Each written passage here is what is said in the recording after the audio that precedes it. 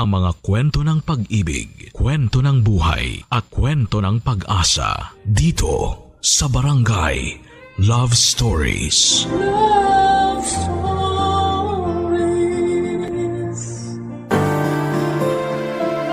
Minsan kung sino pa yung pamilya natin, sila pa ang mananakit sa atin. Pero pamilya rin ang magiging kakampi natin kapag pakiramdam natin, nag-iisa na lamang tayo at sinusubok ng mundo. Ikaw kabarangay, gaano mo kamahal ang pamilya mo?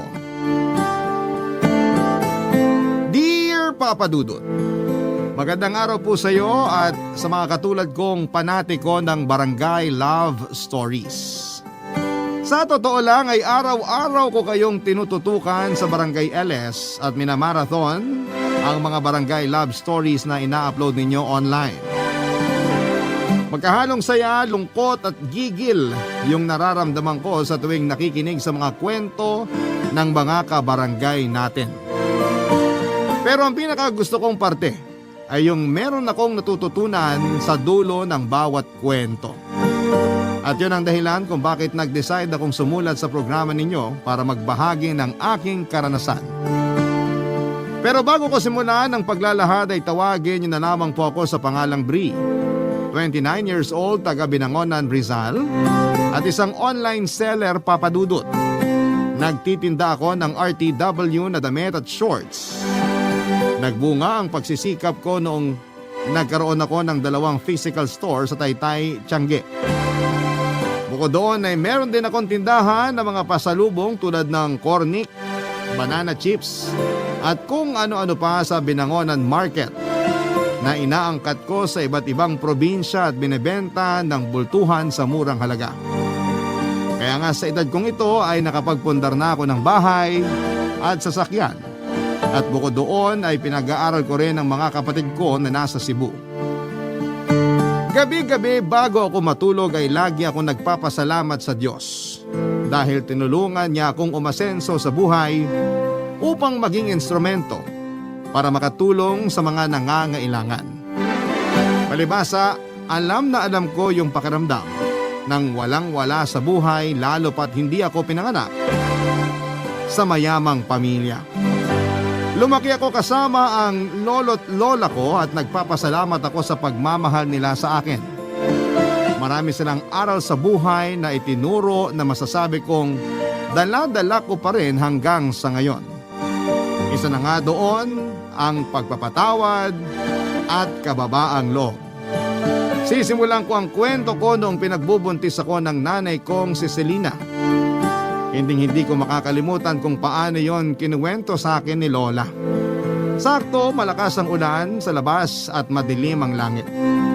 Yun din kasi ang parehong panahon na nalaman nilang buntis sa akin ang nanay ko, Papa Dudut.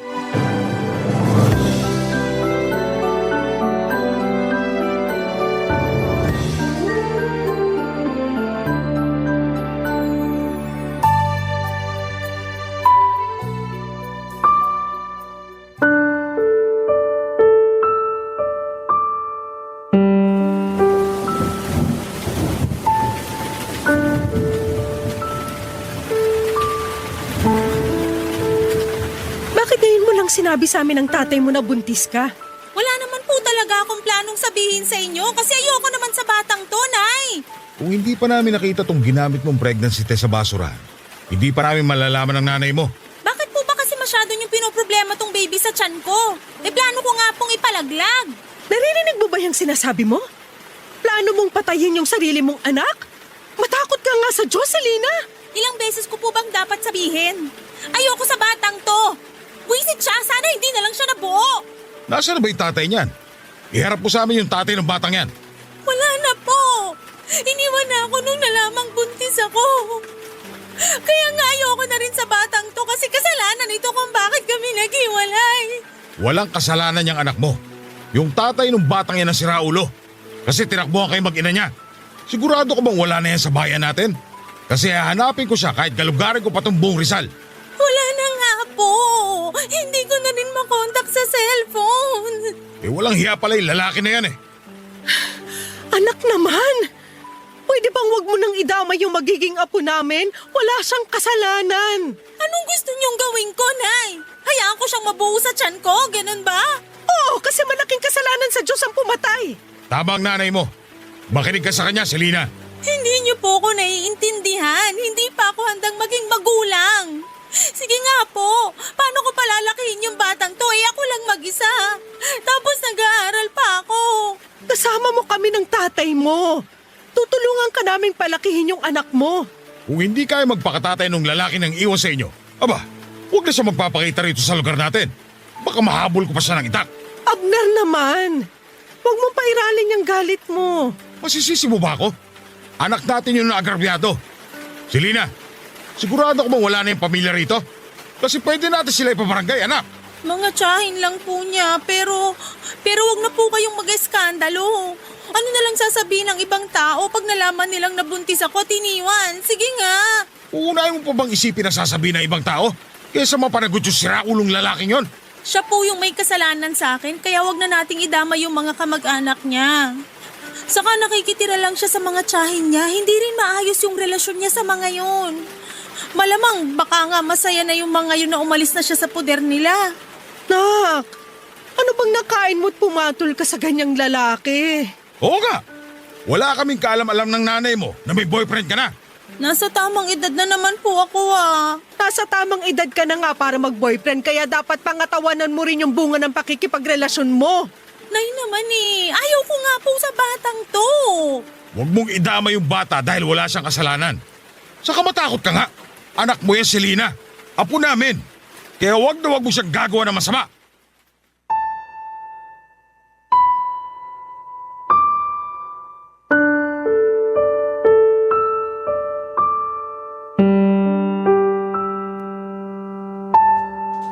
Papadudot unwanted baby ako na plinanong ipalaglag ng sarili kong ina.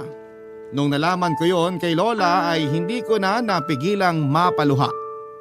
Kahit na sinabi ko sa sarili ko na handa na akong malaman ang dahilan kung bakit ayaw sa akin ng nanay ko ay masakit pa rin na ginusto niya akong mawala, papadudot.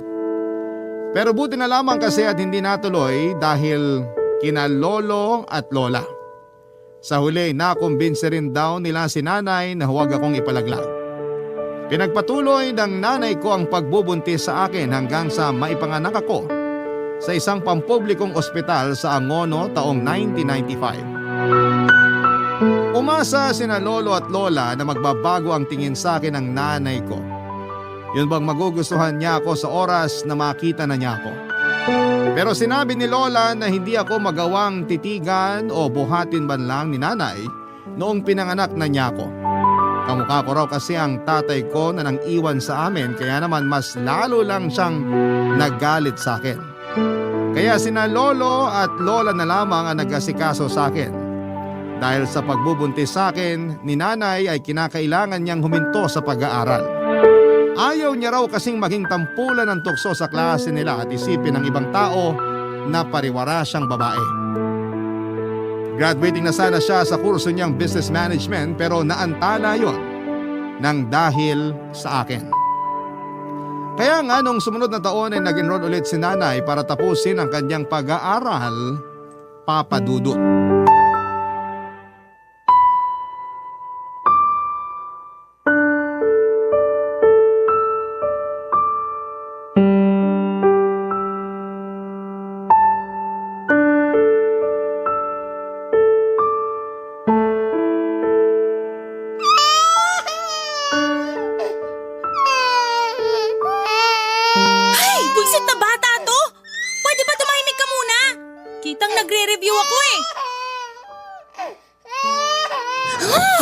Ayaw mo talagang tumahimik ka? Ayaw mo talaga ha?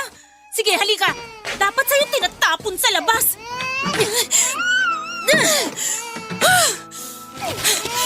Yan! Diyan ka sa mga basura. Total, basura ka naman. Selena? Selena, anong ginawa mo sa anak mo? Santisima! Bakit mo naman itinapon sa basurahan yung bata? Ang ingay-ingay kasi, Nay. Hindi ako makapag-review. Hindi pa rin dahilan niya para itapon mo siya. Abner, kunin mo nga yung apo natin.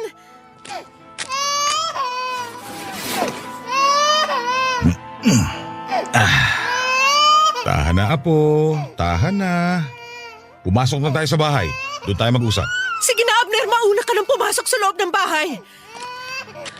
Ano bang pumasok sa kokote mong babae ka? Baka nakakalimutan mong anak mo yung batang yan. Anak ko nga pero di ko naman gusto. Kayo lang naman ni tatay yung nagpumilit na buhayin ko yan at ipanganak eh. Kahit makaunti wala ka talagang pagmamahal para sa anak mo. Wala po, tay.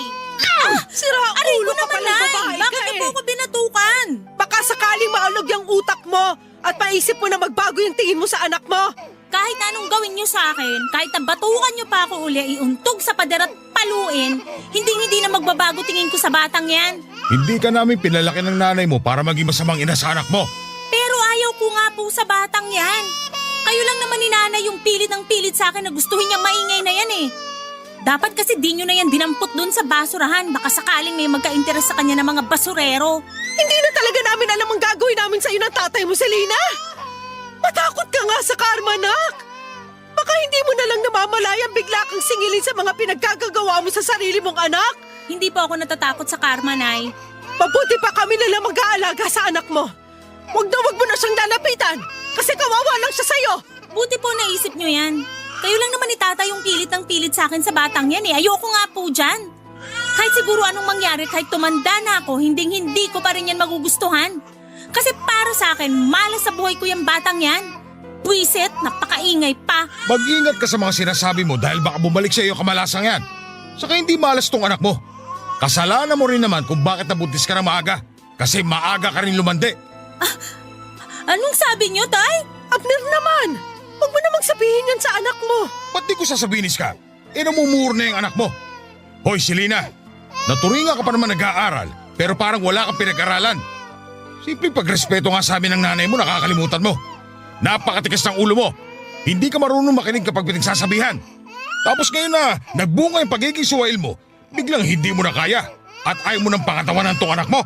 Ayusin mo yung ugali mong yan kung ayaw mo palayasin kita sa pamamahay na to. Palalayasin niyo ako, Tay? Aba, bakit hindi?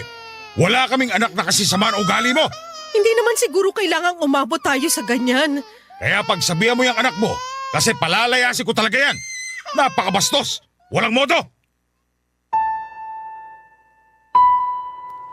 Galit na galit daw si Lolo noon kay nanay ayon sa kwento sa akin ni Lola. Ewan daw ni na Lolo't Lola kung anong elemento ang sumapi sa nanay ko para ilabas ako ng bahay at ilapag kasama ng mga basura. Yun daw yung mga tipo ng pag-uugali o kilos na tipong nababasa lamang ni Lola sa mga kwento. Masyadong mainit ang tagpo ng eksenang yon ayon kay Lola. Hindi naman daw ako sinut ng nanay ko sa basurahan. Ipinatong niya lamang ako sa may basura na nasa gilid ng pinto sa labas ng bahay. Matapos magsabi si Lolo na palalayasin niya ang nanay ko ay kitang-kita nila yung takot sa mga mata ng nanay ko. Kaya naman simula noon ay hindi na niya ako pinagdiskitahan pa. Pero mas naging overprotective sa akin ng lolo at lola ko at hindi na rin nila pinapalapit sa akin si nanay. Kung ako ang magkakaanak ay hindi ko magagawa sa anak ko ang ginawa sa akin ng nanay ko. Kaya nga hanggang ngayon ay hindi pa rin ako makapaniwala kung paano niya naatim na itapon sa basurahan na para bang hindi niya kadugo at hindi nanggaling sa sinapupunan niya ng 9 na buwan. Buti na lamang to the rescue ulit sina lolo at lola. Kaya wala namang nangyaring masama sa akin noon. Iyak ako ng iyak nang ikwento sa akin ni Lola kung ano nga ba ang mga nangyari noon. Pero lagi rin niyang sinasabi na huwag magtatanim ng galit sa sarili kong ina dahil masama yon. Pagkalipas nga ng 1 taon ay nakagraduate na si nanay at sobrang saya ni na lolo at lola dahil sa wakas ay nagbunga na ang paghihirap nila sa pagpapaaral sa nanay ko. Nagdesisyon si nanay na magtrabaho sa Cebu noong nakatanggap siya ng job offer doon. Agad siyang nag-asikaso ng requirements para makalipad papunta doon. Nangako siya kina lolo at lola na magbabakasyon pa rin sa amin para dalawin ako, Papa Dudut. Pero hindi yon natupad dahil lingid sa kaalaman namin.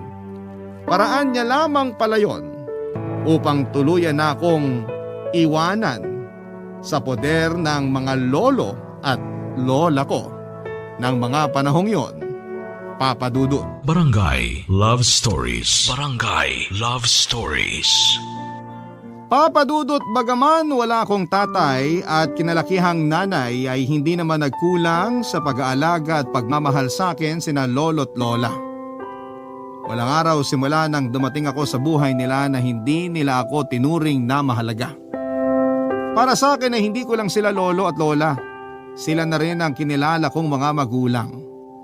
Malungkot na hindi na ako binalikan ng nanay ko pero hindi naman ako nagtanim ng galit sa kanya. Inisip ko na lamang na balang araw ay maaalala niyang may anak siya at balikan niya at babalikan niya rin ako.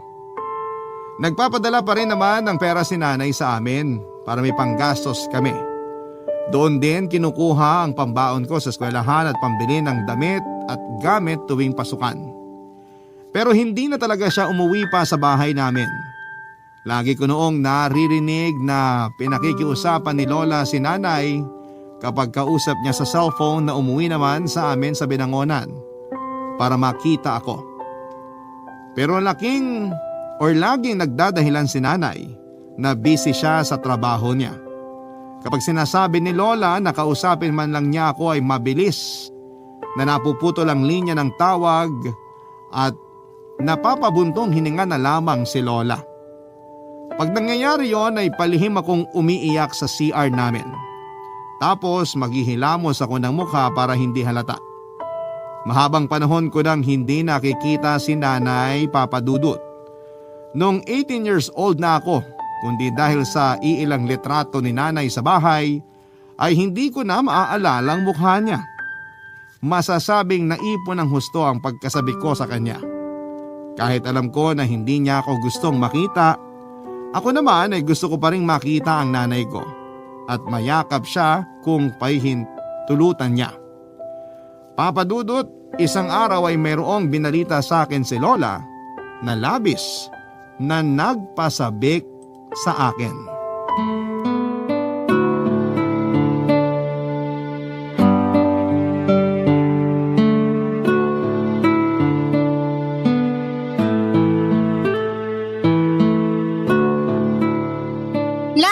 Sabi niyo sa akin ni Lola may sorpresa kayo. Ano po yun?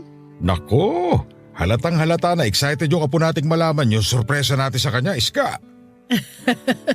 Oo nga eh. Hindi na makapaghintay na matapos tayong kumain. Sus, ano naman po pinagkaiba ko? Sabihin niyo na ngayon at mamaya. Sasabihin niyo pa rin naman po, La.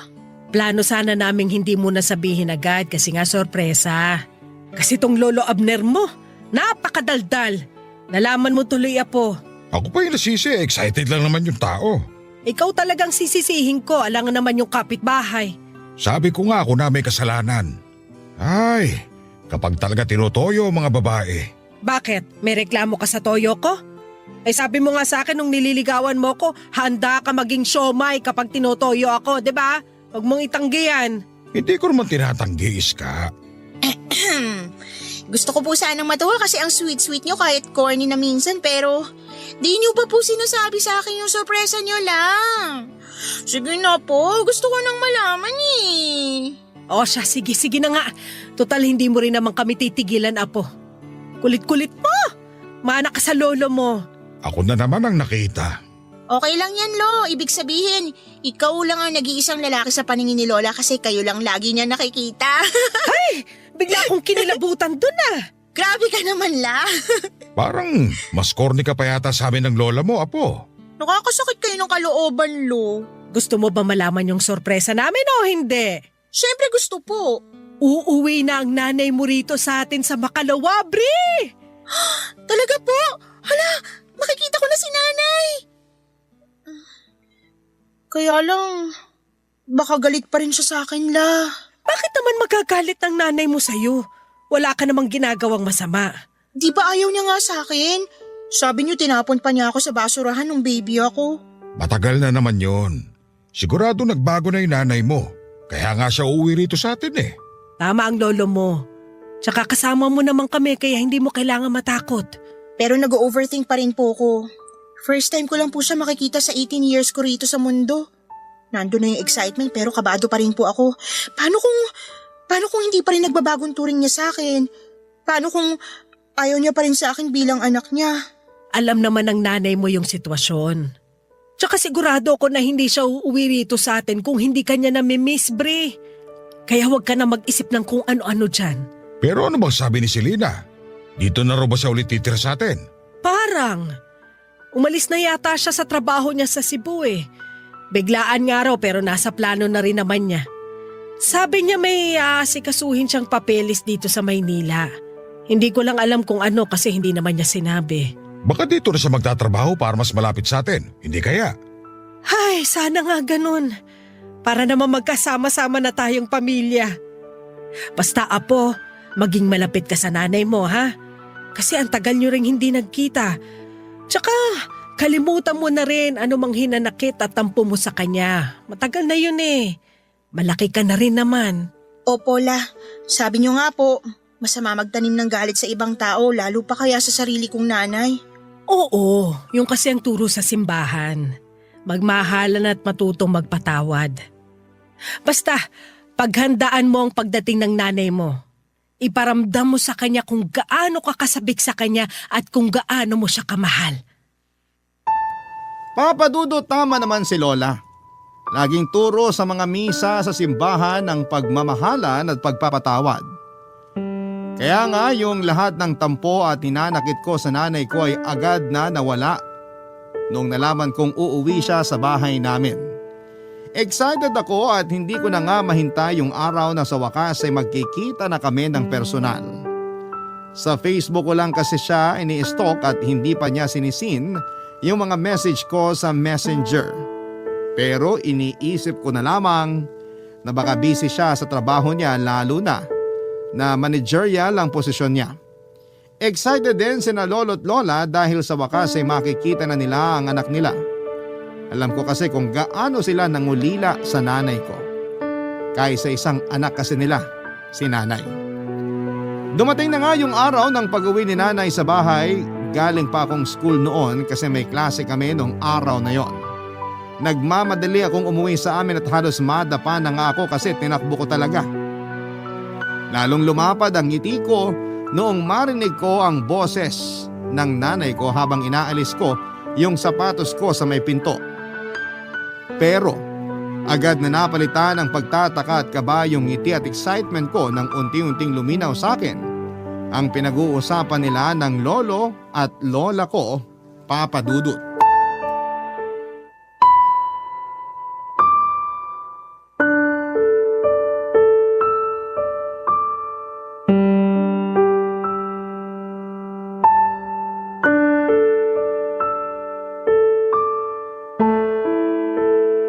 Umuwi ka lang pala rito para umalis din, nak. Akala ko pa naman dito ka na sa bahay uuwi. Sasamahan mo na kami ng anak mo. O inyo naman, Nay. Saka anong gagawin ko rito? Sige nga. Huwag kang ganyan magsalita sa nanay mo, Selena. Akala pa naman namin nagbago ka na, pero bastos ka pa rin. Di ko naman po binastos si Nanay. Sinabihan ko lang naman siyang OA, ibig sabihin overacting. Wala naman po akong sinabi na dito na ako magtatrabaho. Mas lalong ayokong tumira rito sa bahay natin kasama kayo. Umuwi lang ako dito kasi kailangan ko mag-asikaso ng mga papeles para makalipad na ako pa Amerika. Ang layo ng Amerika rito sa atin, nak. Oo, Nay, at wala po akong pakialam. Matagal ko ng pangarap na makapag-abroad. Tapos ngayon meron na akong pagkakataon. Palalagpasin ko pa ba? Bakit kasi naisipan mo pang dun magtrabaho pwede namang dito na lang sa atin? Sino may sabi sa inyo na magtatrabaho ako dun? Mag-aasawa na po ako. Taga dun mapapangasawa ko, Nay. At pinapapunta niya ako dun. Sabi niya sagot niya mga gastos at pag-aasikaso ng papeles ko, pati pamasahe. Kaya pumayag na rin ako. Ano ka mo? Mag-aasawa ka na? Hindi mo man lang pinapakilala sa amin ng nanay mo? Matanda na po ako para magdesisyon sa sarili ko. Saka kaya nga ako nagpunta rito para sabihin sa inyo. Kaano na ba kayo katagal magkarelasyon ng lalaking yan at sasama ka na sa kanya dun sa Amerika? Dami niyo naman pong tanong. Ipapaalala ko lang po uli sa inyo na matanda na ako. 39 years old na ako. Malapit na nga ako mag-40 Pero kung ituring niyo ko para pa rin teenager, kainis Aalis din pala kayo, Nay. Iiwan niyo pa rin pala po ako ulit. At sino ka naman? Siya lang naman yung anak mo, si Bri. Yung batang iniwan mo sa amin ng nanay mo. Aba, malaki ka na nga talaga, no? Pero hindi pa rin nagbabago yung mukha mo. Nakikita ko pa rin sa'yo yung tatay mong ulupong. Selena, hindi naman yata tama na pagsalitaan mo ng ganyan ang anak mo. Wala naman siyang kasalanan sa'yo. Malaki kasalanan niya kasi nabuo pa siya. Siguro kung wala siya, di sana ako iwan ng boyfriend ko. Hanggang ngayon ba naman sinisisi mo pa rin si Bri sa kasalanan ng lalaking yon? Walang kasalanan ng anak mo. Sa damuhon na yun ka magalit. Akala ko pa naman, excited din kayo na makita ako, Nay. Pero mukhang nagkamali po ako. Bakit naman ako ma-excite na makita ka? Selena! Totoo naman sinabi ko, Nay. Hindi ako excited na makita yung babaeng yan kasi wala naman akong pakialam sa kanya. Buti nga binuhay ko pa rin siya at pinag-aral eh. Sapat na yun. Huwag na siyang umasa na magpapakananay ako sa kanya. Kilabutan ka nga sa sinasabi mo, Selena. Ginigigil kasi ako ng babaeng yan eh. Halata namang noon pa lang hindi ko na siya gusto. At hindi na yun magbabago kahit na lumipas pa ang mahabang panahon. Ay! Kairita kayong lahat. Kita niyong pagod yung tao eh. Makatulog nga muna. Papa Dudut, sobrang sakit palang marinig mula mismo kay nanay na hindi niya ako mahal. Para kong sinaksak ng libu-libong kutsilyo, kaya naiyak na lamang ako. Bukod doon ay umuwi lamang pala siya para iwanan kami ng tuluyan. Kaya imbes na masayang reunion ang nangyari, natahimik na lamang kami ni na lolo't lola at walang nasabi. Alam din kasi nila na kapag may gusto si nanay, hindi nila ito mapipigilan. Kaya sa huli hinayaan na lamang nila ito. Nanatili ang nanay ko sa bahay namin ng 1 buwan habang nag-aasikaso ng mga papeles niya pa Amerika. Matagal na niya talagang nasimulan ang pag-aasikaso. Taon na rin yata. Pero hindi siya makapag-focus dahil may trabaho siya. Kaya nung nakapagpasya siya na gusto na niyang pumunta sa Amerika, ay nag-resign siya sa kumpanyang pinapasukan niya sa Cebu at umuwi sa amin pansamantala. Sa loob ng 1 buwan na yon, sinubukan ko makipaglapit ng loob sa nanay ko. Pero siya mismo ang umiiwa sa akin. Kung kausapin nga niya ako ay saglit lang at kung tratuhin niya ako ay para bang hindi niya ako anak. Siguro nga ay kinalimutan na niyang anak niya ako. Kaya naman nasaktan ako ng husto. May sa ilang beses din siyang kinausap ni Lola na makipag-bonding naman sa akin pero ayaw ni nanay at madalas na nauuwi lang yon sa pagtatalo nilang mag-ina. Kaya ako na lang mismo ang umiiwas sa kanya, Papa Dudut. Nahihirapan lang ako dahil magkasama kami sa isang bubong. Tapos ganoon pa yung trato niya sa akin. Madalas ay busy siya sa cellphone at ka-video call yung fiancé niya. Tapos kakausapin lang niya ako para utusang ikuha siya ng pagkain o inumin. Minsan ay para ipagtimpla siya ng kape o di naman kaya ay linisin ang mga kalat niya at labhan ang mga damit niya, Papa Dudut. Barangay Love Stories. Barangay Love Stories. Papa Dudut, nang makumpleto ang mga papeles ni nanay ay agad siyang nag-impake ng mga damit at gamit niya. Kitang-kita ko sa mukha niyang excitement na makapunta sa Amerika. Siyempre, alalang-alala sina lolo at lola para sa nanay ko, lalo pat malayong lugar na yung pupuntahan niya. Sa katunayan ay sinubukan pa nga nila ulit itong pigilan pero nagalit lang sa kanila ang nanay ko. Nasaktan ako para kina lolo at lola dahil wala naman silang hangad na masama sa kanya. Doon ko naisip na wala na talaga siyang pakialam sa mga magulang niya, lalo na sa akin na anak niya, Papa Dudut. Kaya yung kaunti na lang na pagmamahal ko sa nanay ko ay nawala na. Sa katunayan, nung umalis siya sa bahay namin ay hindi na ako naghabol pa sa kanya. Hindi na rin ako umiyak. Pero nasaktan ako sa hagulhol ni na Lola para pigilan ulit siya. Kaya lang ay nagbingi-bingihan ng nanay ko at nagawa niya pang itulak si Lola noong kapitan siya nito sa braso para pigilan. Doon na nga ako nagalit sa kanya kaya sinabihan ko siya na huwag na siyang babalik sa bahay namin. Kitang-kita ko ang matinding galit sa mga mata ng nanay ko pero sinalubong ko lang yon ng mas matinding galit. Simula nang umalis si nanay ay hindi na kami nakarinig pa ng balita sa kanya, Papa Dudut. Hindi ko na rin in-stalk ang Facebook niya. Sa katunayan, blinak ko siya doon at binura ko rin yung mga chat ko sa kanya. Nag-focus ako sa pag-aaral habang nagtatrabaho para mas matulungan ko ang sarili ko na may pantustos ako sa pag-aaral ko. Matanda na rin kasi sina lolo at lola para maghanap buhay. At naaawa na ako sa kanila lalo na tuwing nagreklamo sila sa rayuma nila. Napakasipag pa naman nilang magtinda ng mga gulay at prutas sa palengke. Doon nila ginamit ang huling pera na iniwan sa amin ni nanay bago ito umalis. Kaya nung nakapagtapos ako, pinangako ko kina lolo at lola na babawi ako sa kanila. Gusto ko silang bigyan ng maayos na buhay, kaya nga naghanap ako ng mapapasukang trabaho. Swerte naman dahil nakapasok ako sa isang kumpanya. Pero sa totoo lang ay kulang na kulang pa rin ang sweldo ko lalo nung nagkasakit si lolo. Dahil sa katandaan ay naging mahina na ang resistensya niya. Pabalik-balik kami noon sa ospital nung nagsimula ang pandemic.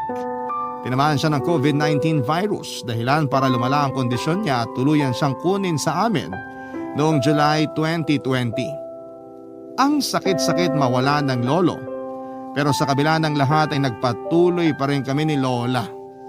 Pero noong 2022 ay muli kaming sinubok ng kapalaran nang ma-diagnose na may stage 2 ovarian cancer ang lola ko.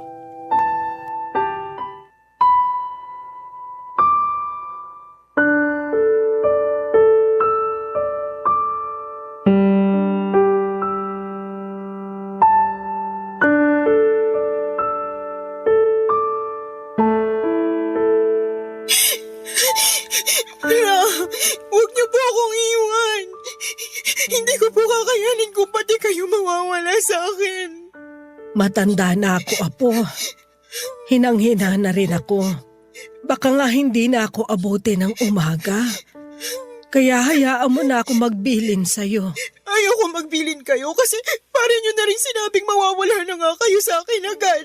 Hindi niyo po ba narinig ang sinabi ko? Hindi ko pa kaya. Kamamatay lang ni Lolo, halos magdadalawang taon pa lang na. Anong gusto mong gawin ko? Diyos na rin yung may gusto na magpahinga ko. Tignan mo, nagkasakit pa ako. Kaya nga ipapagamot ko kayo na. Pumayag na kasi kayo. Hindi na rin kakayanin ng katawan ko yung gamutan. Tsaka mahal ang pagpapagamot sa kanser, Apo. Malulubog ka lang sa utang. At ayoko mangyari sa'yo yun. Pero mahal ko po kayo at ayoko mawala kayo sa akin. Mahal din naman kita. Pero hayaan mo na akong magpahinga. Miss na miss ko na rin ang lolo mo. At gusto ko na siyang makita. Para sa akin, sapat na yung halos 7 dekada ko rito sa mundo. Masaya na ako kasi naalagaan ka namin ng lolo mo at napalaki ng maayos. Lahat ng yun utang na loob ko sa inyo ni Lolola. Kung wala kayo, wala rin ako sa mundo. Hindi ko rin po makakaya ang lahat kung hindi niyo ako ginabayan at inalalayan. Para sa akin, di ko lang kayo lolo at lola. Magulang ko rin po kayo. Pero wag na wag mo pa rin kalilimutan na may totoo kang nanay, Apo. Ano po bang sinasabi niyo? Matagal na akong walang nanay. Meron. Kaya nga sana mahanap mo sa puso mo yung pagpapatawad para sa kanya. Pwede ko po siyang patawarin pero ayoko na siyang ituring na nanay kasi hindi naman niya ako tinuring na anak eh. 'Di ba? Paulit-ulit niyang sinabi na sana nawala na lang ako na hindi niya ako gusto. Gabi-gabi ko pong naririnig sa isip ko kung paano niya yung sinabi sa pagmumukha ko noon. Kaya naman ayoko na siyang ulit makita. Pero paano kung nagbago na siya? Akala rin natin nagbago na siya nung nagtrabaho siya sa Cebu at iniwan niya ako sa inyo. Pero nagkamali tayo. Ngayon pa kaya na ang layo na nang narating niya. Kaya panigurado, hindi niya na tayo naaalala. Kaya di na po ako maasa na babalik siya la. Paano kung kailangan ka pala niya, Apo? Kailangan niya ang tulong mo. Bakit niya naman ako kakailanganin? Di na nga ako naiisip at hindi niya rin ako mahal. Hindi ko alam, basta bilang magulang ramdam ko na meron siyang mabigat na pinagdaraanan. Nito kasing nagdaang gabi, lagi kong napapanaginipan si Selena. Umiiyak siya at humihingi ng tulong sa mga panaginip ko, Apo. Kaya ako nasabi na baka kailangan niya tayo. Lalo ka na anak niya. Pero paano kung kabaliktaran pala ibig sabihin ng panaginip niyo, La? Di napahiya lang tayo kapag sinubukan pa natin makipag-usap ulit sa kanya. Baka nga pagsalitaan niya pa tayo ng masasama at masasakit kasi doon naman siya magaling. Ewan ko ba kung anong nangyari sa anak naming yun ni Abner? Kung saan kami nagkulang o kung naging masyado kaming mahigpit para maging swail siya sa amin ng tatay niya. Simula nung umalis siya sa bahay, walang araw na hindi namin siya inisip. At hanggang sa huling sandali ng lolo mo, hinahanap niya sa akin ang nanay mo.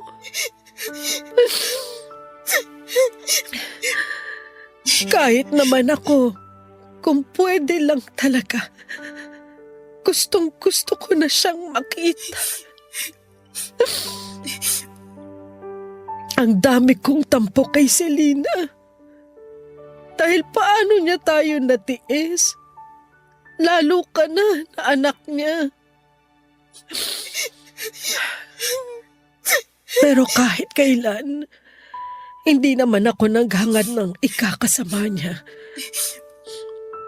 Sana, kung nasan man siya ngayon,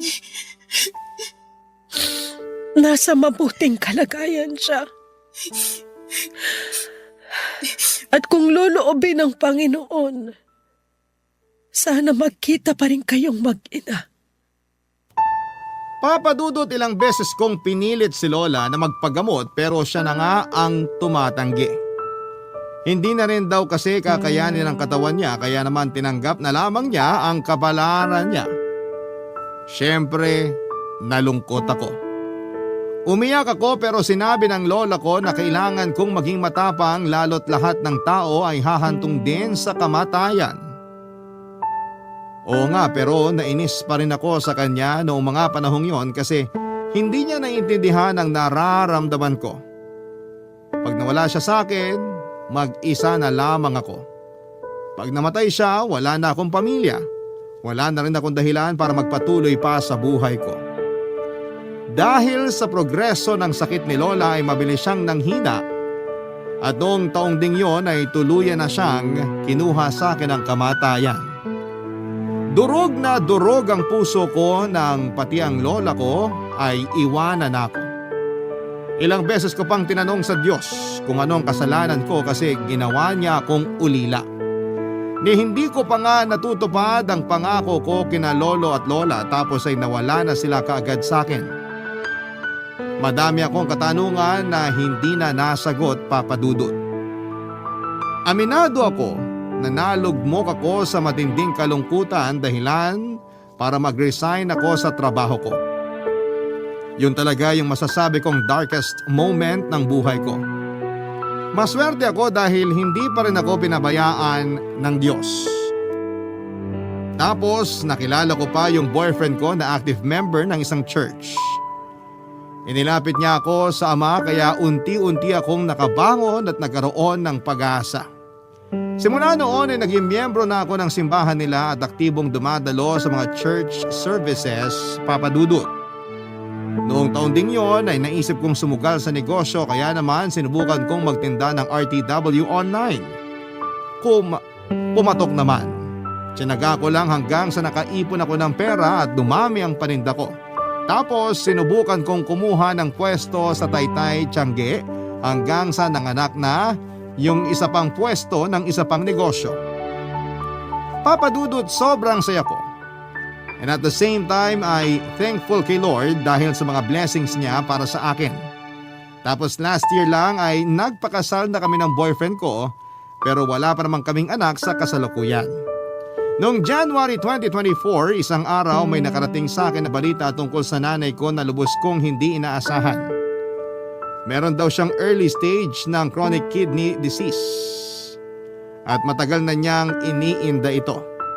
Pero ang pinagtataka ko ay anong ginagawa niya sa Cebu, buong akala ko ay nasa Amerika siya.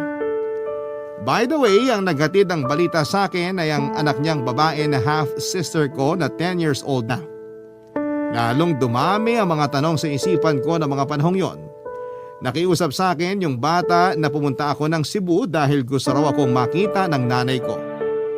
Ayaw ko na sana makipag-ugnaya sa kanya pero naalala ko yung sinabi sa akin ni Lola bago siya nawala.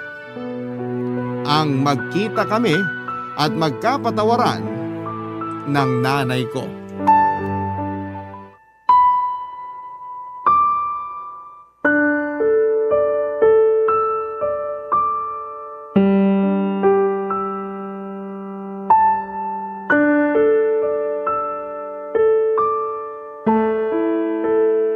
Nak, akala ko hindi ka na makukumbinsi ng kapatid mo na puntahan ako rito sa Cebu. Akala ko kasi ayaw mo na akong makita matapos yung lahat-lahat ng mga ginawa ko sa iyo simula nung bata ka pa. Akala ko rin po kaya ko kayong tiisin pero mali ako. Kasi matapos kong makita yung pictures nyo na sinend ng kapatid ko, naawa po ko sa inyo tapos bigla na lang nawala yung mga tampo at galit sa dibdib ko. Kaya pumunta po ako agad dito para makita kayo. Kumusta na po ba kayo? Hindi maayos. Ang daming masakit, nak. Kahit puro na lang higa yung ginagawa ko, hindi pa rin ako makapagpahinga. Hirap din akong matulog sa gabi kaya pagod na pagod ako sa umaga. Buti na nga lang nandyan yung dalawa mong kapatid. Inaasikaso nila ako. Hindi ko kasi talaga kaya kung ako lang. Mahirap po talaga pag ganyang may sakit. Oo. Wala rin akong ganang kumain. Kasi pakiramdam ko masama sa akin lahat ng kakainin ko. Kaya po kayo lalong nanghihina kasi di kayo kumakain, Nay. Ewan ko. Pero naisip ko na baka karma ko na to kasi naging masama akong anak at nanay sa'yo. Kumusta na pala sina nanay at tatay? Bakit di mo sila kasama? Tungkol po sa bagay na yan. Huhulaan ko. Kasi matanda na sila. At ang alam ko may takot sa matataas na lugar si nanay. Kaya di mo talaga mapapasakay sa eroplano yun. Mahihiluhin din yun. Wala na po sila ni Lolo, Nay. Ha? Ano bang sinasabi mo dyan?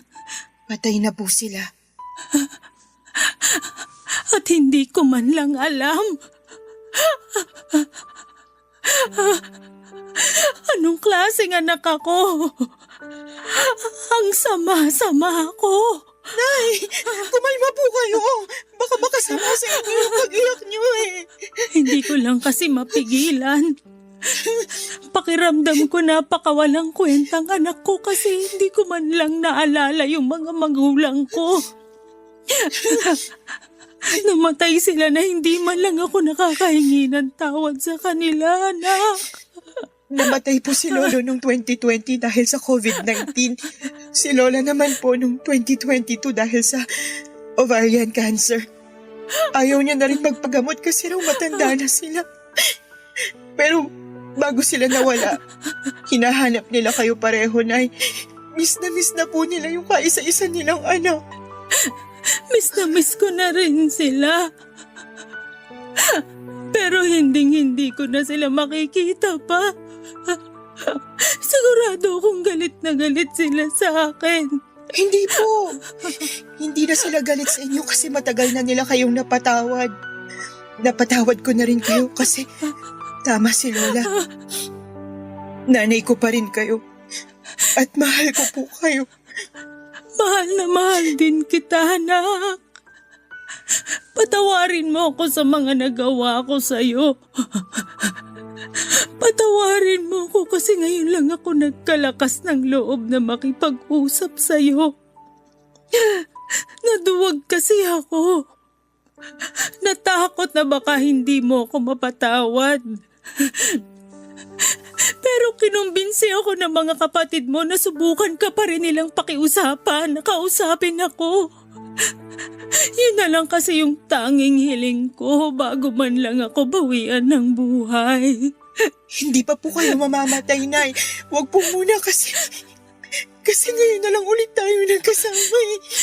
Pero nahihirapan na ako. Wala na rin kaming perang pampagamot. Nalubog na rin kami sa utang at naubos lahat ng ipon ko. Hirap na kami, nak. Awang-awa na rin ako sa mga kapatid mo. Ang babata pa nila para maulila sa ina. Kaya nga po, lumaban po kayo. Huwag na po kayo mag-alala dun sa gamutan niyo kasi ako na po ang bahala, Nay. Kahit naman paano, may negosyo ako. At wala pa rin naman kaming anak ng asawa ko kaya maaalagaan ko pa po kayo. Basta wag po muna kayong sumuko, Nay. Kasi gusto ko pa kayo makasama ng matagal eh. Gusto pa rin naman kitang makasama ng matagal, nak. Gusto kong bumawi sa mga panahong hindi ako nagpakananay sa'yo. Kaya lumaban po kayo kasi marami pa po tayong gagawin na magkasama. Kasama yung mga kapatid ko. Ngayon na wala na sina lolo at lola, akala ko wala na rin akong pamilya. Pero hindi pa rin po ako pinabayaan ng Diyos kasi dinalik niya kayo sa buhay ko para maging pamilya ko. Kaya ang saya-saya ko po, Nay. Masaya rin ako, nak. Salamat. Salamat kasi nagkita tayo uli. Kung alam mo lang na kinasabikan ko yung araw na to.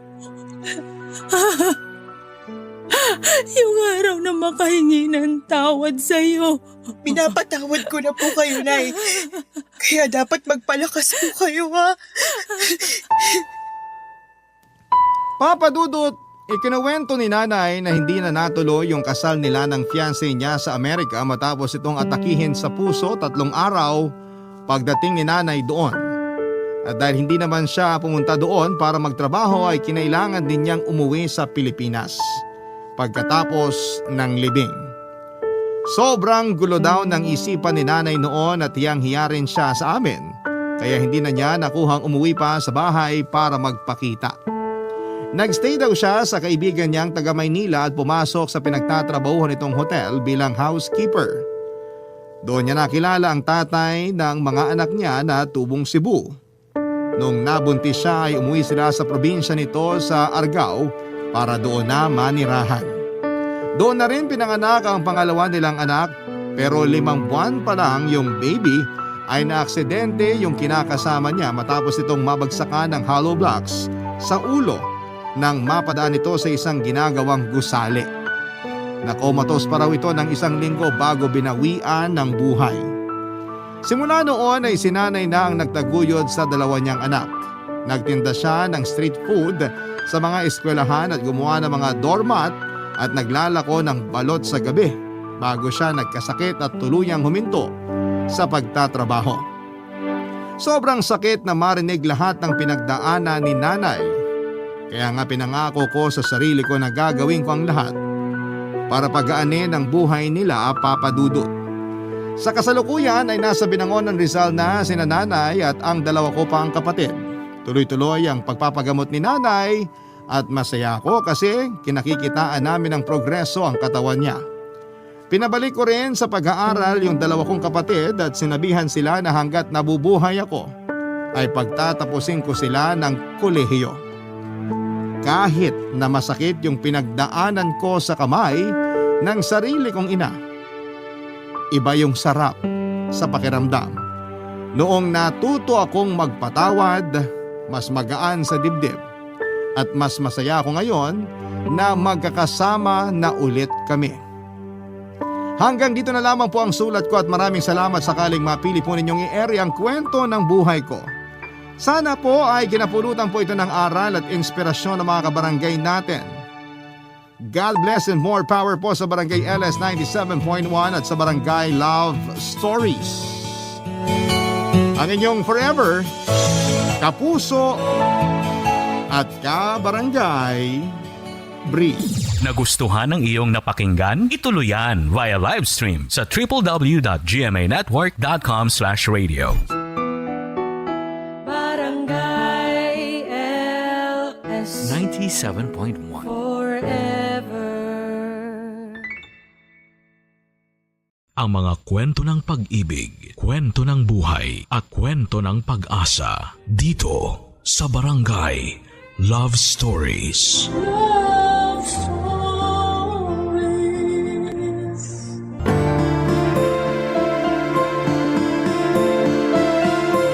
Dear Papa Dudut, may mga pangyayari sa buhay natin na hindi natin inaasahan pero sadyang nakatadhana palang mangyari.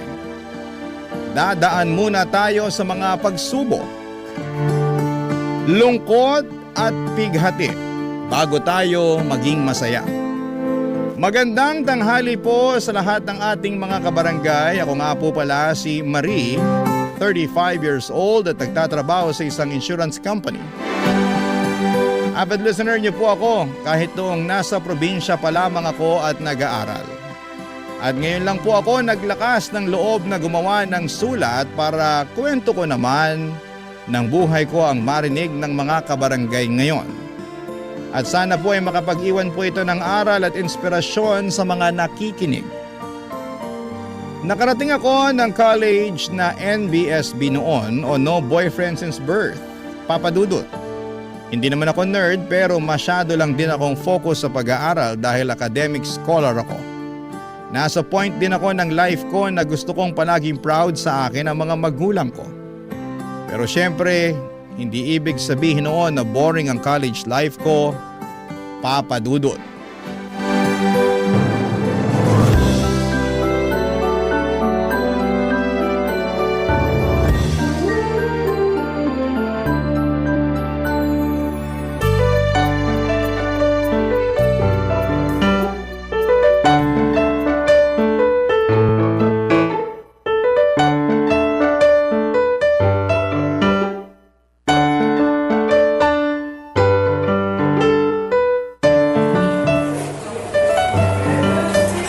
Dito na tayo maupo, Pao.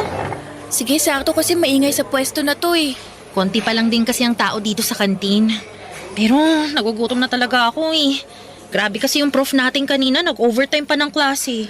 Ay, buti nga sana kung hindi nakakaantok yung klase niya eh. Kaya lang ang boring niyang magsalita talaga.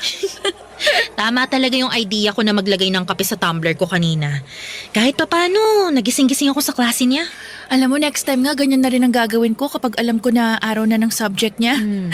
Ay, teka, nakalimutan ko palang kumuha ng sausawan ng ulam ko.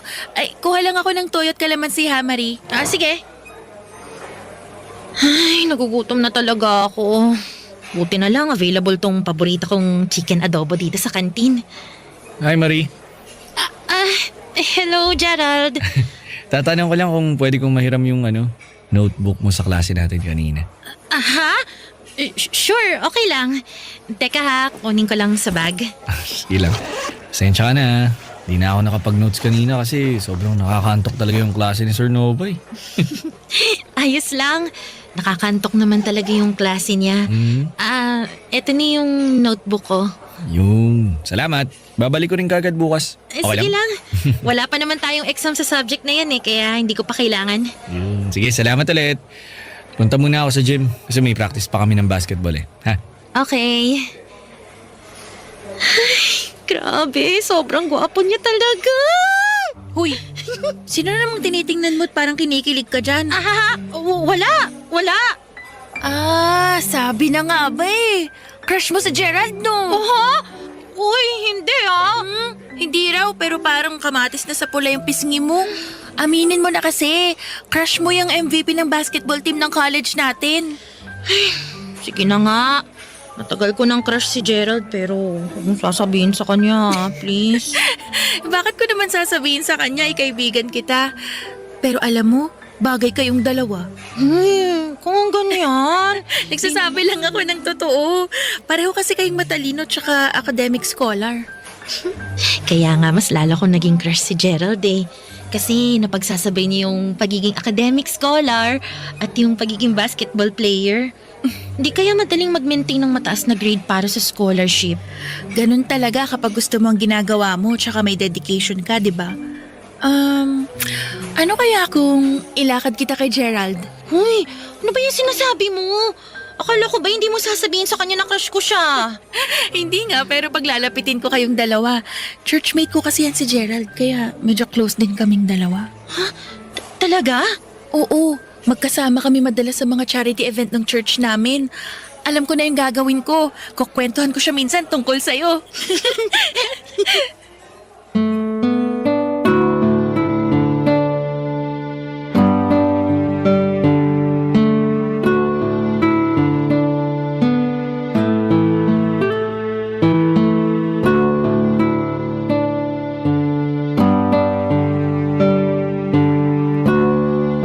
Papadudot, nasa first year college ako nang maging crush ko si Gerald. Sobrang gwapo naman kasi talaga niya. Perfect example ng TDH o tall, dark, and handsome para sa akin. 6-footer siya, moreno, tapos ay chinito pa. Para akong maglalaho sa sobrang kilig na nararamdaman ko. Siyempre, pinipilit kong hindi ipahalata sa kanya ang lahat. Ayoko ring matawag ako na maharot na nagpapakyut sa isang lalaki. Galing kasi ako sa konserbatibong pamilya.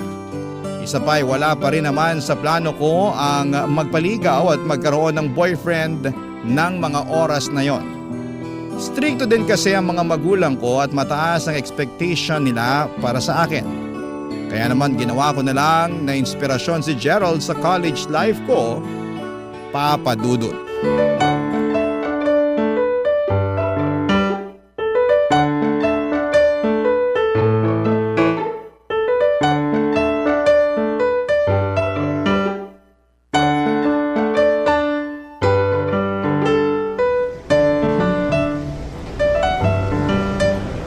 Tagal naman ni Pao.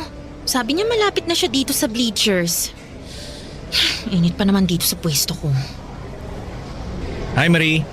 Ito na nga pala yung notebook na hiniram ko. Sorry ngayon ko lang nabalik. Naging busy kasi ako sa mga practice namin sa basketball eh. Ay, ayos lang. Hindi ko pa naman masyadong kailangan kasi wala pa tayong exam sa subject na yan. Nagsabi rin kasi ako sa'yo na ibabalik ko kaagad. Nawalan lang talaga ako ng oras.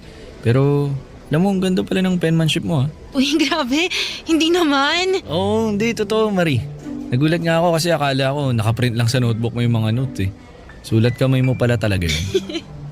Yan nga din yung sabi ni Pao sa akin nung hiramin niya minsan yung notebook ko. Tuwan-tuwa din siya sa penmanship ko. Kahit nga ako natuwa talaga sa unang buklat ko pa lang ng notebook mo eh. Mukha tuloy mapapadalas yung paghiram ko sa'yo ng notes. Okay lang? Ayos lang naman namang hiram ka. Basta wag lang sa week na may exam ako. Kasi ginagawa ko yung reviewer ko eh. Sige, noted yan. Sino pala hinihintay mo dito sa bleachers? Ayun, si Pao. Pupunta kasi kami ng library pero dito ko na lang daw siya hintayin. Yung kaklase natin yun na palagi mo kasama, di ba? Madalas ko rin kasama sa church namin yun eh. Oo nga, parang nakwento niya na nga sa akin na medyo close daw kayo kasi magka-churchmate kayo. Talaga? Nakagawento niya ako sa'yo? Oo. Pero isang beses lang naman yun. Napag-usapan lang kasi namin yung mga basketball player ng college natin. Kaya ayun, nabanggit ka niya. Okay, ganun ba? Nagulat lang ako na napag-usapan niyo rin pala akong dalawa. Noong nakaraang linggo kasi, ikaw naman yung kinikwento sa akin ni Pao. Teka, kinukwento ko ni Pao sa'yo? Kunento niya kung gaano ka ka-dedicated na maging cum laude para sa mga magulang mo. Oo. Kasi hindi kasi nakapagtapos ng pag-aaral ang parents ko kaya ang pangarap nila, mapagtapos ako ng college. At gusto ko na rin maging cum laude kasi yun ang gusto ko na maging regalo ko sa kanila. Oh, wow. Naniniwala ako sa yung kayang-kaya mo yan, Marie. Ikaw pa ba? Salamat, Gerald.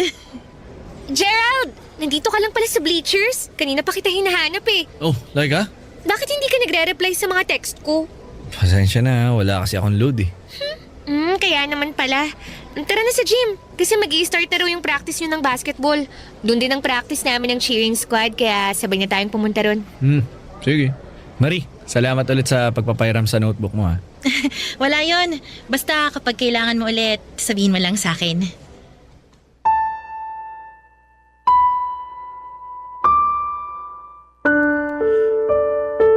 Papa Dudut, alam ko naman na maganda talaga ang penmanship ko.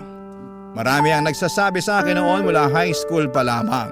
Pero iba pala ang dating kapag narinig ko mismo yon mula kay Gerald. Grabe yung kilig at saya na bumalot sa buong katawan ko.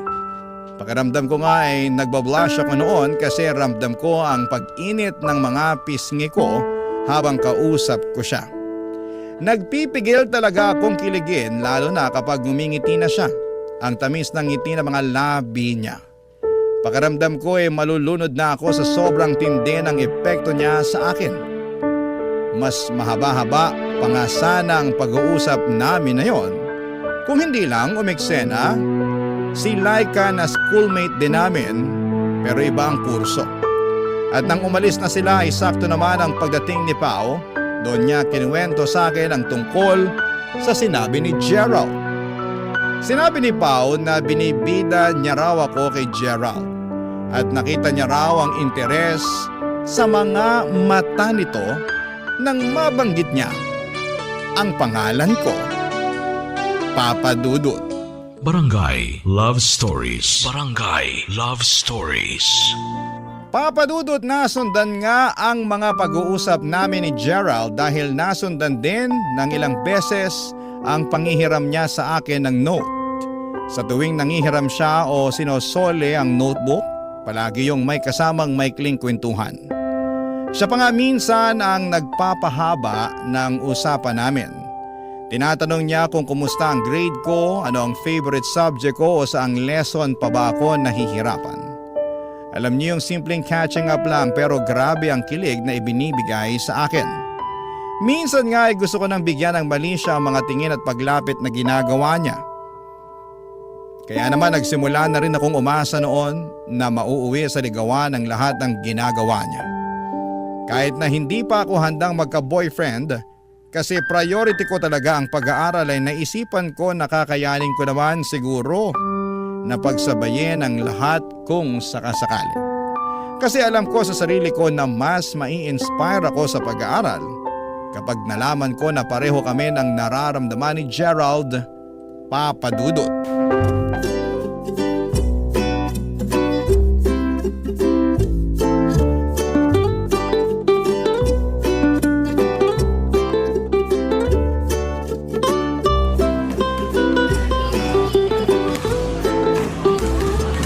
Gerald, buti hindi pa nagsisimula yung training nyo. Uy, Marie! Ikaw pala. Wala pa rin si coach kaya di pa kami makapag-start. Sayang tuloy yung oras ng paghihintay namin sa kanya. Oo nga eh. May exam pa naman tayo sa logic sa Friday. Niisip ko nga rin yan eh. Kaya pagkatapos ng training namin, uwi na kagad ako para makapag-review. O ba't ka pala nandito sa gym? Iaabot ko lang tong notes ko sa klase natin kanina para makopya mo. Hindi ka kasi nakapasok eh. Wow, salamat ah. Naku, alam mo kailangan ko talaga yan eh. Sobrang na-late kasi ako nang gising kanina. Late na rin kasi natapos yung training namin kagabi kaya puyat talaga ako.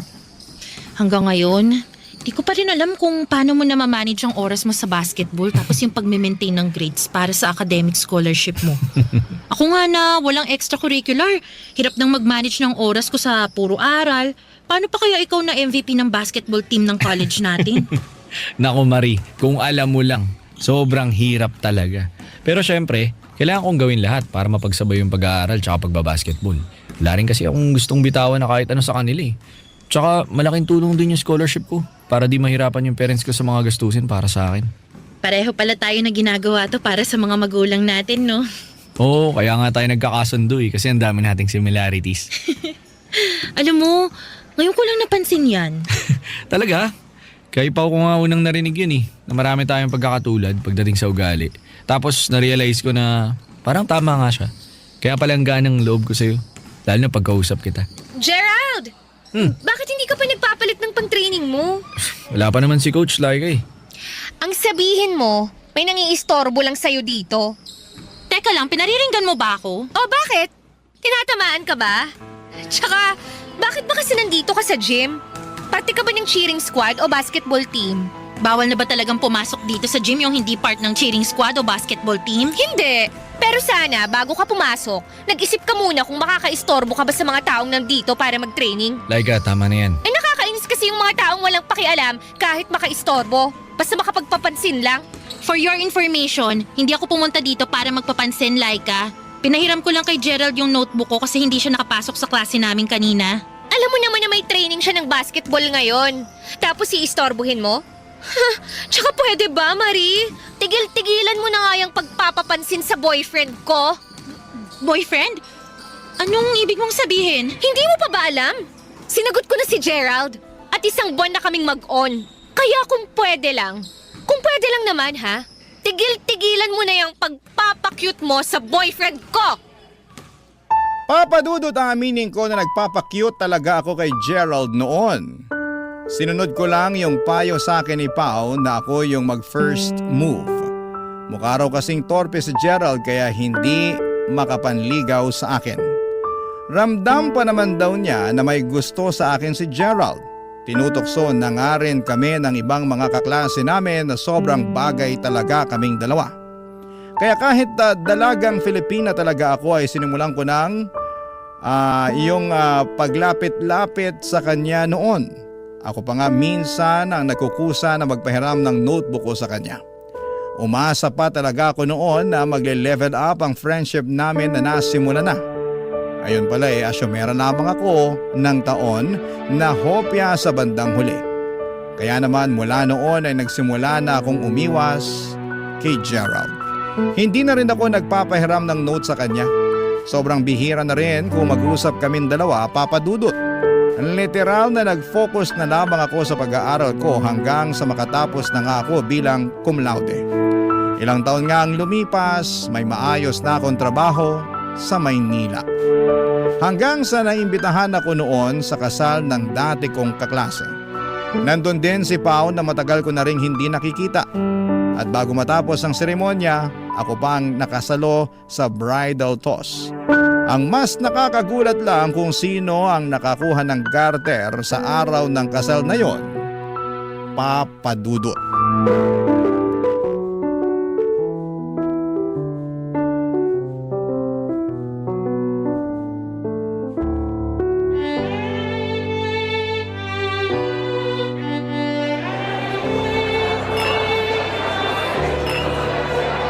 Gerald? Hi Marie! Oh, anong ginagawa mo dito?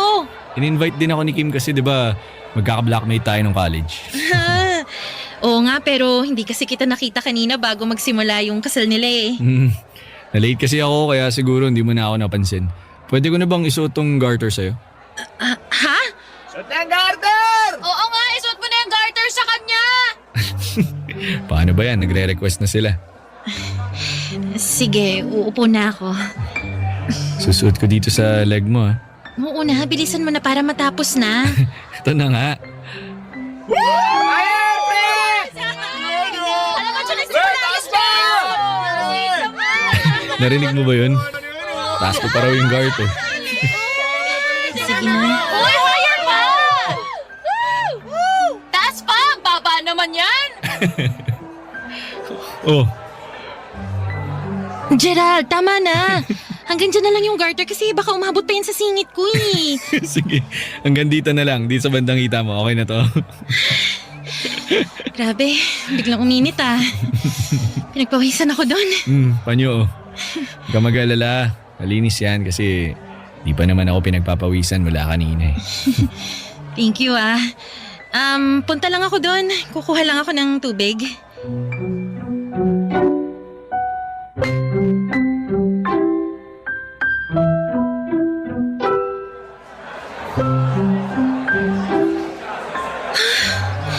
Bigla talagang uminit. Ay, buti na lang may malamig na tubig dito. Girl, nandito ka lang pala. Oo, nauhaw kasi ako bigla eh. Pero Ano bang meron at parang kinikilig ka dyan? Sus, kunyari pa siyang hindi alam mo.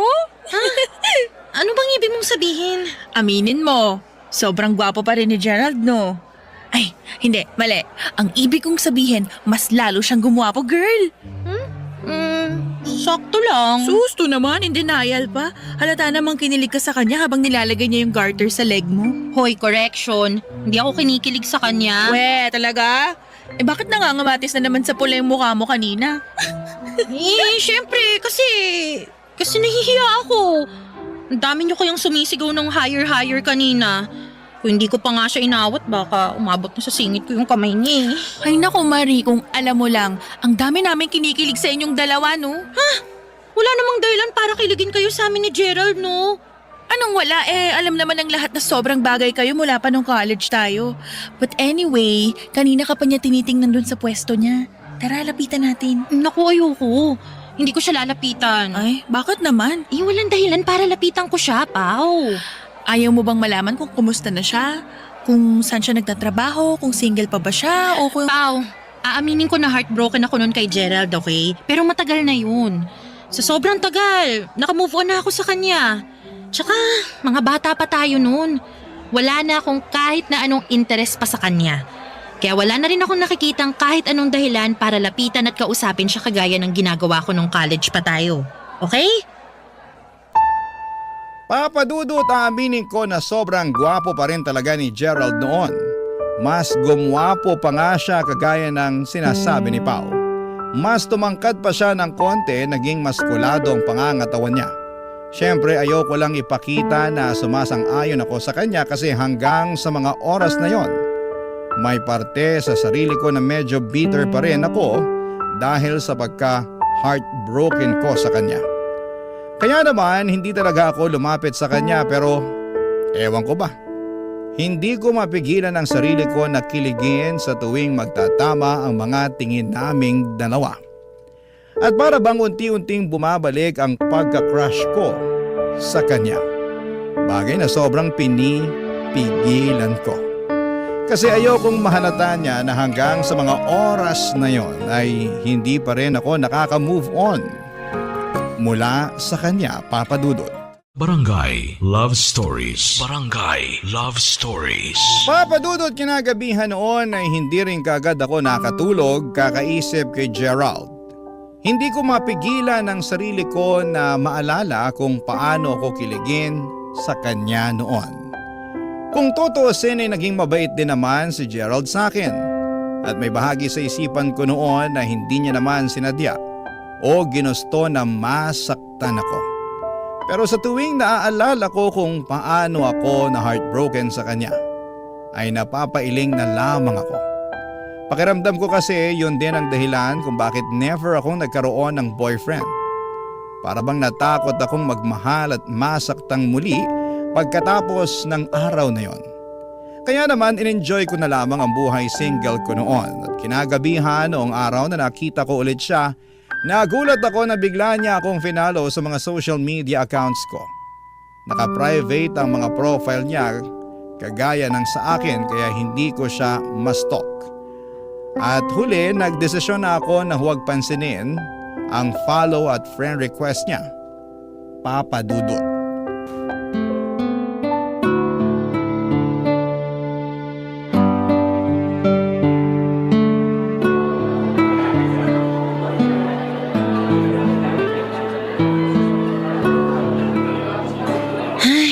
Buti na lang na-close ko na yung deal sa client na kamiting ko kanina. Kakauwi ako na maaga nito. Marie? Gerald! Hi! Sabi ko na nga ba ikaw yan eh. Kumusta? Ayos lang naman. Wow, may kasama ka dito sa restaurant? Kanina meron. Yung client na kamiting ko kanina, umalis na rin siya kagad pagkatapos ng meeting namin. Okay, ganun ba? Sorry pala kung hindi kita nalapitan ng kasal ni Kim ha. Bigla ka na rin kasi nawala nun eh. May lakad pa kasi ako nun kaya umalis na rin kagad ako. Sayang, di man lang kita nalapitan. Bakit naman? Gusto mo kong lapitan nun? Gusto lang kitang kumustahin nun. Tsaka gusto kong makipagkwentuhan sa sandali. Lalapitan na nga kaagad dapat kita nun eh. Kaya lang ang dami pang kwento ng ibang kaklase natin eh. Wala namang nagbago sa buhay ko. Kaya wala rin ako makakwento sa'yo kahit na lapitan mo ko nun. Uy, ilang taon tayong di nakita. Kaya alam ko na marami nagbago sa kanya-kanyang buhay natin. Buti nga in-invite ako ni Kim sa kasal niya eh. Nagkaroon ako ng chance na makita ka ulit. Naka-private kasi yung social media accounts mo eh. Kaya wala akong makitang kahit na anong update tungkol sa'yo. Yung sa'yo naman din naka-private. Kaya pareho lang tayong wala masyadong update sa isa't isa. Sa bagay, tama ka dyan. Sinubukan ko lang talaga na mag-stalk sa mga social media account mo. Pero wala rin ako na pala eh. Sobrang limited kasi ng mga information na nakalagay sa mga yun. Ayoko lang din naman kasi na masyadong pinapublic yung buhay ko. Wala naman masyadong interesting na nangyayari sa akin eh. Walang bago o mga kakaibang ganap. Kaya ayun, nag-private na lang din ako ng mga social media account ko. Bakit? May nakakatawa ba sa sinabi ko? Sorry, hindi. Wala nakakatawa pero di ko lang mapigilan yung sarili ko. Alam mo kasi, yung mga sinabi mo kanina, yun din mismo yung dahilan kung bakit di ako nagpa-public ng mga social media account ko. Tapos... Well, it's just funny to think na hanggang ngayon, parehas pa rin tayo mag-isip. Di ba nga kaya tayo nagkasundo dati kasi ang dami nating similarities. Naisip ko lang na hanggang ngayon pala, dami pa rin natin magkakatulad. Oo nga, no? Alam mo, tama ka dyan. Nakakatuwa nga. Daddy! Oh, Sherwin, nandito na pala kayo? Anak mo? Si Sherwin. Sherwin, this is Tita Marie, my old friend from college. Hello po, Tita Marie. Nice meeting you po. Hi! Nice meeting you too, Sherwin. Gerald, sorry ngayon lang kami nakarating. Ang traffic kasi papunta rito eh. Okay lang. Medyo kararating ko lang din naman. Si Marie nga pala. Oh, Marie! Long time no see Ay, anyway Gerald, saan ba yung table natin? Gusto ko nang maupo tsaka umorder ng food kasi kanina pa nagugutom yung anak natin eh. Sa kabilang table lang. Maupo na kayo ni Sherwin dun. Iatid ko lang sa labas si Marie. Ha? Naku, hindi na kailangan, Gerald. Kaya ko naman mag-isang maglakad palabas sa restaurant na to. Sige mauna na ako. Bye! Alam nyo, papadudot nang makita ko si Gerald sa restaurant noon, ang naisip ko ay napakaliit ng mundo para sa aming dalawa. Na para bang pilit kaming pinaglalapit ng tadhana kahit na umiiwas na ako sa kanya. Hindi ko maintindihan pero umaasa na ako na baka pwede na ngang pagbigyan ng kwento naming dalawa. Baka yun ang pagkakataon para sa amin. Kaya lang ay nagsisimula palang mabuo yung maliit na pag-asa sa puso ko ay bigla na kaagad yung nawasa. Nang makita ko si Laika at anak nila na si Sherwin. Akala ko'y nakamove on na ako sa pagka-heartbroken ko sa kanya noong college kami pero hindi pa pala. Kasi nang malaman ko ang tungkol sa kanila ni Laika ay nasaktan muli ako. Hindi dahil umasa ulit ako, kung hindi dahil alam ko sa puso ko na siya pa rin ang laman nito. Kaya naman dinilit ko na ang lahat ng mga friend request niya sa mga social media accounts ko. Dahil wala na akong nakikitang dahilan pa para magkausap ulit kaming dalawa. Papa Dudut.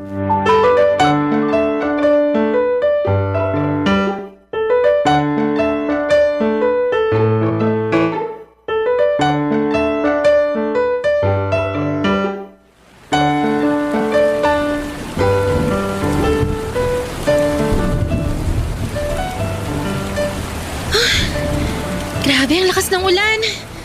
Buti nakasilong kagad ako dito sa waiting shed. Ay, sana may dumaan ng taxi banda rito para makauwi na ako. Ba naman tong ulan na to? Kakainis. Basang basa tuloy yung damit ko. Buti na lang may nasilungan ako kagad. Gerald? Uy, Marie! Grabe, hanggang dito ba naman sa waiting shed? Nagkikita tayo. Oo nga eh. Sobrang coincidence. Oh, wow. Oh, malapit lang din ba dito yung workplace mo? Oo. I see. Nakaka-bad trip yung ulan, no? Bigla na lang bumubuhos kahit sobrang init kaninang tanghali. Nako, iba na kasi yung panahon ngayon. Hindi mo na maintindihan kasi pabago-bago talaga. Nga pala, ilang taon na kayong kasal ni Laika? Hindi kami kasal ni Laika. Hindi pa kayo kasal. Hindi talaga kami kasal at hindi kami pwedeng magpakasal kasi may asawa na si Laika. Ha? Hindi ko magets. Okay. Naging live-in partner ko si Laika at 1 taon pa lang si Sherwin nang magdesisyon kami maghiwalay. After 2 years, pinakasalan niya na yung foreigner na boyfriend niya. So technically, co-parenting yung dahilan kung bakit kami nakikita. Sorry Akala ko kasi... Ang akala mo, kami pa rin ni Laika hanggang ngayon? Matagal na kaming naghiwalay. Sa totoo lang, mula nung maghiwalay kami, wala na akong ibang gustong makita ulit. Kundi ikaw, Marie. Medyo mahina na yung ulan. Gerald, punta lang ako sa banda doon kasi wala masyadong taxi na dumadaan dito. Marie, can I invite you for a cup of coffee?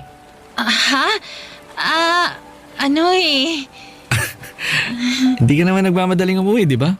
Kape muna tayo kahit saglit lang, please. Sige.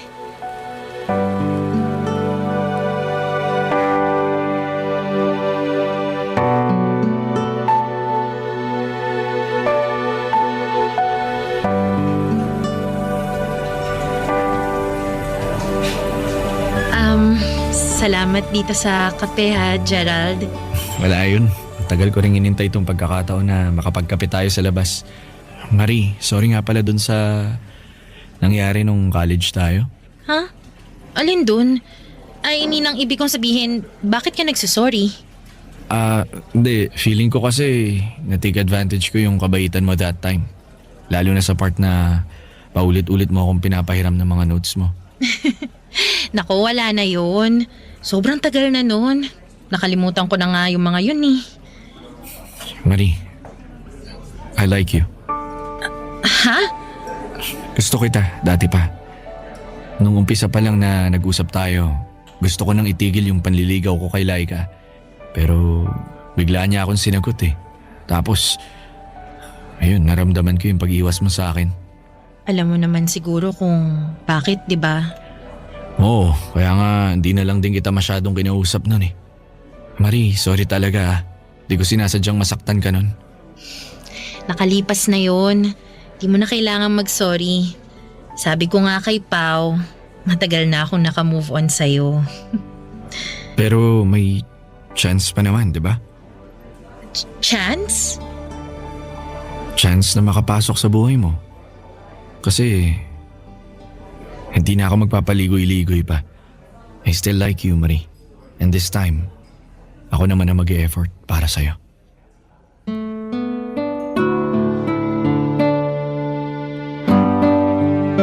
Papadudod, saglit akong natahimik pagkatapos kong marinig ang mga sinabing yon ni Gerald.